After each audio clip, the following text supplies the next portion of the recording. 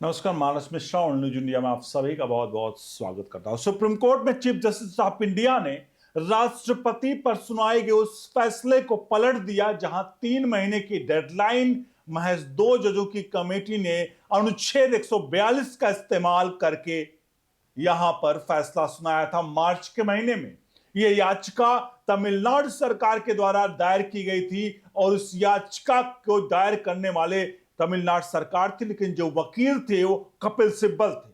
कपिल सिब्बल को लेकर के पूर्व सीजीआई डीवाई चंद्रचूड़ ने भी कहा था, कपिल सिब्बल के केस में फोरम शॉपिंग का जिक्र किया था, जहां दिल्ली दंगों में बंद कैद जो एक नाम नहीं लूंगा मैं उसका केस लड़ रहे थे और डीवाई चंद्रचूड़ ने साफ कहा कि उसके जमानत को लेकर के बार बार याचिका बदली गई और फोरम शॉपिंग का बड़ा खेल खेला गया और कपिल सिब्बल को साफ तौर पर उस वक्त डीवाई चंद्रचूड़ ने कहा था। लेकिन सबके बीच में यह जो फैसला है वो आखिरकार बड़ा झटका है कपिल सिब्बल के लिए और महागठबंधन कैसे बौखला गया है इस राष्ट्रपति पर जो फैसला है आपको दिखाने जा रहे हैं।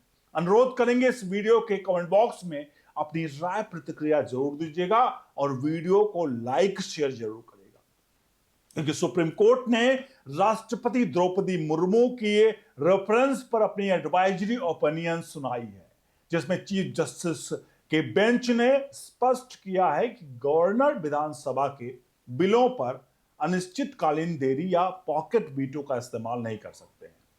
लेकिन यह फैसला आते ही महागठबंधन में हलचल मच गई।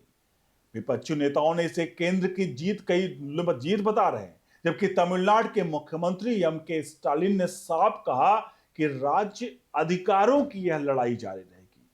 अब लेकिन सवाल यह है कि आखिरकार इस पूरे घटनाक्रम में वरिष्ठ कपिल सिब्बल की भूमिका क्या है। वे बार बार विपक्षी सरकारों और नेताओं के पक्ष में कोर्ट में उतरते नजर आते हैं और कई मामलों में प्रवर्तन निदेशालय की जांचों को रोकने के सफल हो जाते हैं। हम इसी को लेकर के आज एक आपके सामने फैक्ट के साथ आएंगे, बिना किसी अतिशयोक्ति के।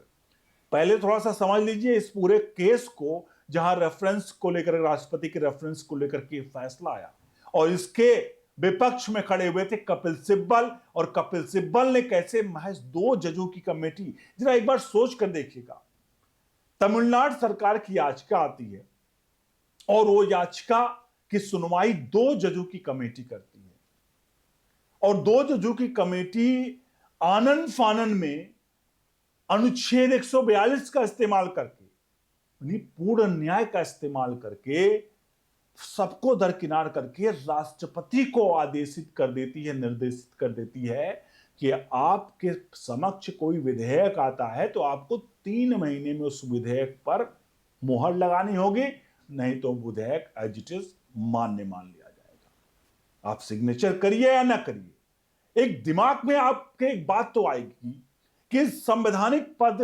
राष्ट्रपति का है, जहां अगर कोई भी बदलाव करना है कोर्ट के द्वारा भी अनुच्छेद 142 का इस्तेमाल करना है तो आखिरकार 2 जजों की पीठ कतई भी इस तरह के फैसले नहीं सुना सकती है और अनुच्छेद 142 का इस्तेमाल करके कतई भी नहीं। लेकिन आनंद फानन में किया गया तो आखिरकार पूर्व chief justice of India DY Chandrachud का फोरम शॉपिंग वाली बात क्या हमें और आपको सोचनी पड़ेगी क्या कि आखिरकार तमिलनाडु सरकार की तरफ से जो याचिका डाली गई, वो याचिका पर जब फैसला आता है तो वो कैसे 2 जजों की कमेटी तमिलनाडु सरकार के पक्ष में दे देती है और सुप्रीम कोर्ट के राष्ट्रपति को आदेशित निर्देशित कर देती है।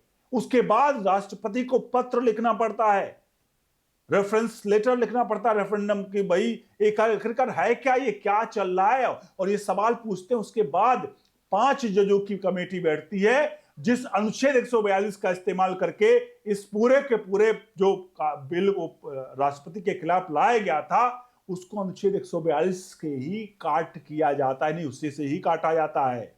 और साफ तौर पर कहा गया कि अनुच्छेद 142 का इस्तेमाल ऐसे नहीं हो सकता है जिस तरह से किया गया 2 जजों के द्वारा।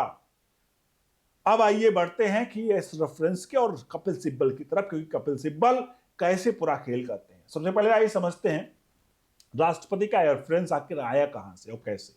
अप्रैल 2025 में सुप्रीम कोर्ट के तमिलनाडु सरकार बनाम गवर्नर के मामले में एक महत्वपूर्ण फैसला दिया था। इसमें कोर्ट ने निर्देश दिया था कि राष्ट्रपति और गवर्नर को विधानसभा द्वारा पारित बिलों पर तय समय के अंदर फैसला लेना होगा। इसके बाद राष्ट्रपति ने 14 सवालों के साथ सुप्रीम कोर्ट से एडवाइजरी ओपिनियन मांगी थी और कोर्ट ने इसका जवाब दिया। अदालत गवर्नरों के समय सीमा तय नहीं कर सकती, जवाब में आया, लेकिन गवर्नर बिना वजहों से बिलों को लंबित नहीं रख सकते। राज्य सरकारें अगर जानबूझकर निष्क्रियता हो तो कोर्ट जा सकती है। यह ओपिनियन 1974 के एक पुराने केस से प्रेरित है, जो कानूनी राय का वजन रखती है लेकिन बाध्यकारी नहीं है। अब तमिलनाडु के सीएम स्टालिन उन्होंने उस फैसले के बाद प्रतिक्रिया दी है। इस फैसले के बाद चीफ जस्टिस ऑफ इंडिया का फैसला जो आया है कि भैया 3 महीने की जो समय सीमा थी वो अब बाध्य नहीं है, उस पर अब इनका फैसला आया है। उन्होंने कहा कि भैया अप्रैल का वह आदेश अभी भी लागू है और वे संवैधानिक संशोधन तक संघर्ष जारी रखेंगे। उन्होंने जोर दिया कि चुनी हुई सरकार ही निर्णय लेने वाली है, कोई संवैधानिक पदाधिकारी संविधान से ऊपर नहीं है। अब आते हैं कपिल सिब्बल पर। सिब्बल एक अनुभवी वकील हैं जो सुप्रीम कोर्ट में कई हाई प्रोफाइल केस लड़ चुके हैं, लेकिन हाल के वर्षों में विपक्षी नेताओं और सरकारों के पक्ष में सक्रिय दिखे हैं। विशेष रूप से ईडी के जांचों को चुनौती देने में एक प्रमुख उदाहरण जो है तमिलनाडु का टैस्मैक केस है।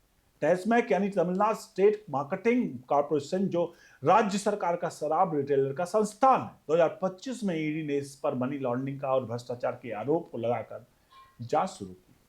आरोप थे कि शराब की बिक्री में अनियमितताएं हुई जो करोड़ों का घोटाला थी। लेकिन मई 2025 में सुप्रीम कोर्ट ने ईडी की जांच पर स्टे लगा दिया। चीफ जस्टिस ने ईडी पर तीखा प्रहार किया। ईडी सभी सीमाएं लांघ रही है। कोर्ट ने कहा कि यह राज्य जांच के अधिकार का हस्तक्षेप है जो संघीय ढांचों का उल्लंघन करता है। इस केस में कपिल सिब्बल ने टीएम जो है टैस्मैक की ओर से दलील दे रहे थे।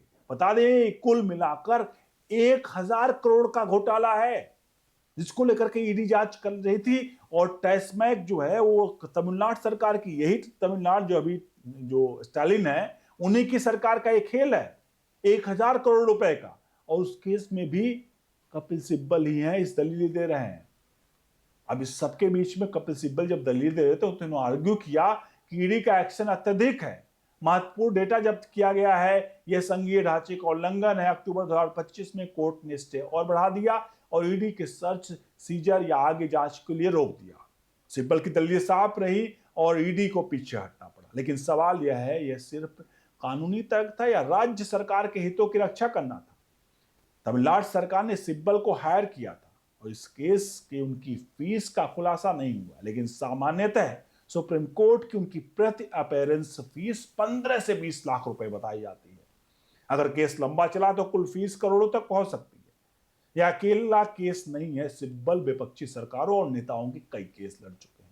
उदाहरण के लिए अप्रैल 2025 में नेशनल हेराल्ड केस में ईडी ने कांग्रेस नेताओं को नोटिस भेजा। सिब्बल ने इसे लोकतंत्र की हत्या बताते हुए सरकार पर हमला बोला। उन्होंने कहा कि ईडी का इस्तेमाल विपक्ष को कमजोर करने के लिए हो रहा है। सुप्रीम कोर्ट में भी उन्होंने दलील दी कि जांच राजनीतिक प्रतिशोध है। इसी तरह छत्तीसगढ़ के पूर्व सीएम भूपेश बघेल के बेटे पर भी ईडी की लिकर स्कैम जांच में सुप्रीम कोर्ट ने नवंबर 2025 में सवाल उठाए थे। क्या मजिस्ट्रेट की मंजूरी बिना जांच वैध है? सिब्बल यहां भी विपक्ष के पक्ष में थे। एक और केस है झारखंड के पूर्व सीएम हेमंत सोरेन का। 2024 में ईडी ने सोरेन पर मनी लॉन्ड्रिंग केस दर्ज किया। सिब्बल ने कोर्ट में कहा कि सोरेन ने फर्जी SC/ST एक्ट केस ईडी अधिकारियों पर लगाए थे जो जांच को रोकने में कोशिश की थी, लेकिन सुप्रीम कोर्ट ने ईडी की जांच को चुनौती दी। सिब्बल की दलील यहां भी प्रभावी रही। जून 2025 में असम सरकार के अवैध प्रवासियों को वापस धकेलने के खिलाफ सिब्बल ने सुप्रीम कोर्ट में याचिका दायर की। एक महिला जिसे ट्रिब्यूनल में विदेशी घोषित किया गया था, उसके लिए भी वो लड़े। यह केस विपक्षी हितों से जुड़ा था क्योंकि असम में बीजेपी सरकार थी। फरवरी 2025 में एक PIL में सिब्बल ने सुप्रीम कोर्ट में दलीलें दी कि जहां मोदी सरकार के नए बिलों पर सवाल उठे, गिरफ्तारी PM या CM को हटाने के प्रावधान है। उन्होंने कहा कि यह विपक्ष को टारगेट करने का तरीका है। अगस्त 2025 में भी उन्होंने राज्यसभा में कहा कि मोदी सरकार संवैधानिक रूप से अनैतिक है। राम मंदिर केस में भी सुन्नी वक्फ बोर्ड से के लिए लड़े, जहां उन्होंने हिंदू हितों के खिलाफ दलीलें दी। अप्रैल 2025 में दिल्ली दंगे, वक्फ और अन्य जो मामले हैं उसमें भी उनकी भूमिका रही। कुल मिलाकर 2024-25 में कपिल सिब्बल ने कम से कम 10 हाई प्रोफाइल केस लड़े हैं, ज्यादातर विपक्षी नेताओं पर सरकार के लिए। अब फीस का मुद्दा है। सिब्बल टॉप वकील में शुमार है, हार्वर्ड से पढ़े हैं, पूर्व कानून मंत्री हैं, उनकी प्रति सुनवाई 15 से 20 लाख रुपए है और स्टेशन केस पर 1.25 करोड़ रुपए तक लेते हैं। मई 2025 में केरल सरकार ने 2 केसेज में 1.33 करोड़ रुपए दिए उनको। अगर टेस्ट मैच जैसे केस 5-6 सुनवाई होते हैं तो फीस आसानी से 1 करोड़ रुपए के पार हो जाएगी। हालांकि अगर 1000 करोड़ का मामला है तो 1 करोड़ रुपए तो उसके मामले में कहीं ना कहीं ऊँट के मुंह में जीरा के बराबर है। ऐसे में नेशनल में भी कांग्रेस ने भारी फीस चुकाई होगी। यह पैसा कहाँ से आता है? राज्य सरकारों के खजाने से, जो टैक्स पेयर का है। सिब्बल को विपक्षी सरकारें हायर करती हैं और वे ईडी जैसी एजेंसियों को रोकने में सफल होते हैं। क्या यह संयोग है या पैटर्न है? देखिए, ईडी की जांच रोकने के अन्य उदाहरण। टेस्ट मैच के अलावा जनवरी 2024 में ईडी अधिकारी पर रिश्वत केस में सिब्बल ने सॉलिसिटर जनरल मेहता से टकराव किया। उन्होंने ईडी की शक्तियों पर सवाल उठाए। 2024 जुलाई में भी पीएम मल्ले के प्रावधानों को चुनौती देने वाले सिब्बल ने कहा ईडी दुरुपयोग कर रही है, ईडी का उसका दुरुपयोग हो रहा है। अगस्त 2022 में उन्होंने कहा कि संवेदनशील केसेस कुछ ऐसे हैं जो जजों को ही दिए जाते हैं। ये केस सभी विपक्षी हितों से जुड़े थे। सुप्रीम कोर्ट ने कई बार ईडी को फटकार लगाई है, जैसे अगर बात करें चरगढ़ लिकर केस में भी बात करें। लेकिन सवाल यहाँ पर यही है कि क्या कोर्ट क्यों बार बार ईडी को रोकता है? क्या यह संघीय ढांचे की रक्षा या चुनिंदा न्याय? सुप्रीम कोर्ट की भूमिका पर गौर करें तो राष्ट्रपति रेफरेंस में कोर्ट ने गवर्नर को समय सीमा न देने का फैसला दिया, जो अप्रैल 2025 के फैसले को कमजोर करता दिखता है। कानूनी विशेषज्ञ कहते हैं कि अपोजिशन बाध्यकारी नहीं, लेकिन व्यवहारिक रूप से गवर्नर को ढील देता है। विपक्ष का कहना है कि कोर्ट केंद्र सरकार की अपेक्षाओं पर खरा उतरा। टेस्ट मैच के कोर्ट में ईडी की सीमाएं लांघने वाला कहा, लेकिन जांच पूरी तरह से बंद नहीं हुई। सिर्फ इस तरह से नेशनल लॉ केस में कोई ईडी को फटकार लगाई गई, लेकिन केस लंबित है। क्या कोर्ट विपक्षी सरकारों को संरक्षण दे रहा है? फैक्ट्स बताते हैं 2024-25 में ईडी ने 70% केस विपक्षी नेताओं पर थे, लेकिन सुप्रीम कोर्ट में 40% हस्तक्षेप किया। एक और उदाहरण लीजिए, मई 2024 में हेमंत सोरेन केस में ईडी ने कहा झारखंड सरकार फर्जी केस लगाकर जांच रोकी। सिब्बल ने कोर्ट में इसे राजनीतिक बताया और कोर्ट ने ईडी के जांच जारी रखने का कहा, लेकिन शर्तें लगाई। अक्टूबर 2025 में भी टेस्ट मैच में भी कोर्ट के लिए यही हुआ और राज्य का जांच का अधिकार को बता करके, यहाँ संघीय बता करके टेस्ट के हजारों करोड़ रुपए का पूरी तरह से यहाँ पर झोलझाल कर दिया गया। तो यहाँ मेरा मकसद सिर्फ इतना था। आपने बहुत कुछ देखा, यहाँ पर मैंने बताया आपको हर चीज आपको सबूतों के साक्ष्यों के साथ। अब आप खुद सोचिए कि आखिरकार इतने पैसे आम जनता के कहाँ जा रहे हैं एक वकील के जेब में, और वकील किसको बचा रहा है? जो लोग कहीं ना कहीं अगर घोटाले में फंसे में ऐसे लोगों को। अब खुद सोचिए आखिरकार इस पूरे प्रकरण पर आपको क्या कुछ कहेंगे, और क्या देश में सिर्फ एक वकील है, एक ही नाम है, कपिल सिब्बल, कपिल सिब्बल, कपिल सिब्बल?